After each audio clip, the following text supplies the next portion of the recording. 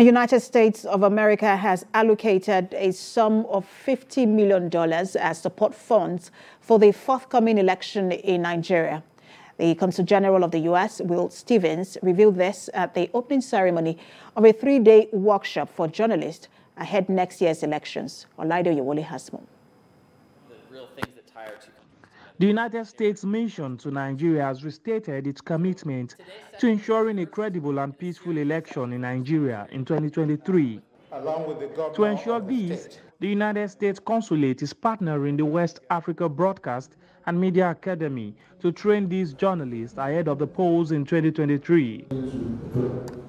The Consul General in his address said the training was to build the journalists' expertise and get them familiar with the necessary tools needed to cover the exercise.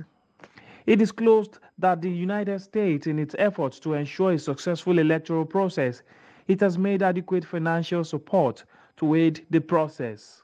And we're supporting you to host these workshops for over 100 journalists and reporters as part of our efforts to support Nigeria's elections.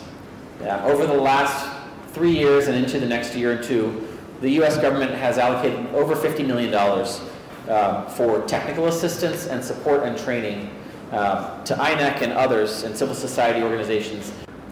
This is going to be a really great platform for us to reach the people of Nigeria. And that's the one thing I want to note and underscore here is that these are two examples of how we operate in Nigeria, and that's we always operate here through partnerships. Participants at the workshop believe that the training will provide them the necessary knowledge and skills that will allow them cover the election with the required professionalism. We want to cover the election and we need to cover it well. And that's why we are here to learn more from experienced hands who will tutor us on how to cover the election. One thing we need to know that vote buying has already marred our electoral process, and we need to do more to ensure that we uncover people who do this. To get the knowledge, to get the skills, and to get the physical and digital safety on reporting election matters. Then also it's not just enough to learn, but also to pass the same knowledge across to our colleagues. About 150 journalists have been selected in Lagos, Oyo, Enugu, and Port Harcourt for this training. Olaido Yewole, TVC News, Ibadan.